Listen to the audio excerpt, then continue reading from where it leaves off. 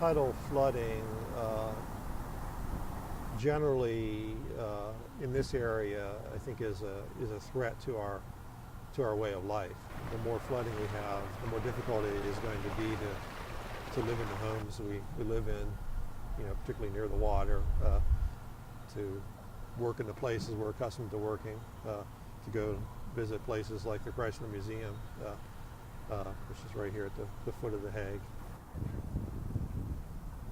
Catch the King Tide, its genesis mostly started with some conversations I'd had with Dave Mayfield over the Virginian Pilot, is a relatively ambitious crowdsourcing event. On November 5th, there are two key things that are converging astronomically. The first is that the moon is going to be at a full moon. And anytime we have a full moon or new moon, the tides tend to be higher. The other factor that's occurring that day is that the moon is in its elliptical orbit around the Earth about the closest as it will get to the Earth during the year. Both of those factors, the alignment that creates the alignment of the Earth, Moon, and Sun, and the fact that the moon is going to be so close to us relatively, tend to create more of a gravitational effect. There's more of a tugging, of the water in the ocean that creates tides. What we're asking is that folks in this area become citizen scientists for a day. That they go out with their smartphones or tablets, use an app that has already been designed for this purpose, and walk the high tide line, measuring as they go by basically dropping GPS geotagged pins on a map, and all of the data they collect will be saved into an app that then is accessible to researchers who model tidal flooding.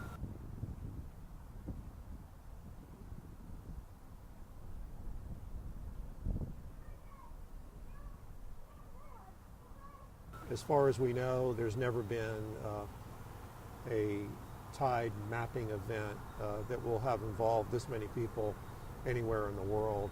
We have now surpassed 750 volunteers from Virginia Beach to the Williamsburg area. So when they approached me about the mapping of the tide, I'll be honest, I didn't know a whole lot about it other than seeing flooding in the area and being victim to the flooding in the area because my car has actually been flooded out before.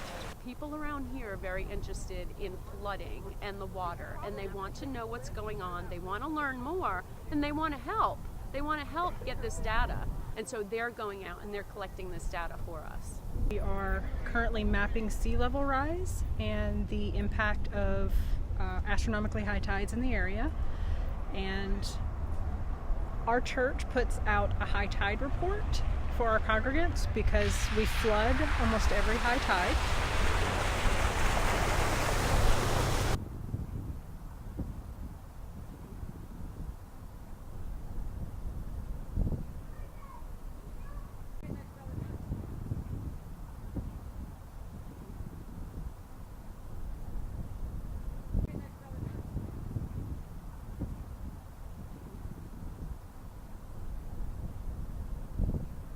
It's a foot deep. These people won't be going out of their homes, and probably other people won't be going out either today, unless they've parked their car away from the house. We joke because we all keep boots in our car. In case we need to park outside the block, we can walk home with our boots. It's just kind of a way of life, I think, at this point for most people. The value of this project is that it almost provides sort of a glimpse into the future. We're going to have a tide that is higher than normal, higher than average. As the seas continue to rise, the tide that we see on the morning of November 5th is one that could be pretty commonplace a half century from now.